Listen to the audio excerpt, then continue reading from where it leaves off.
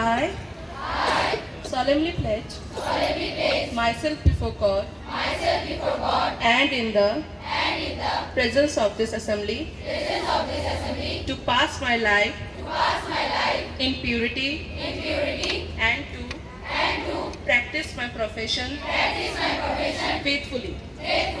I will abstain from whatever is deleterious and mischievous, and will not take or knowingly administer any harmful drug.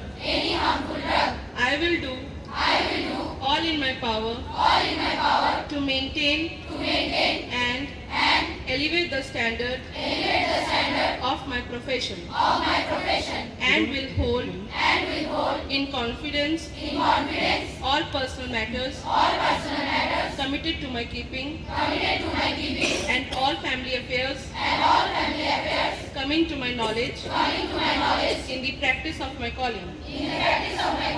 With loyalty will I endeavor to aid the physician in his work and devote myself to the welfare of those committed to my care.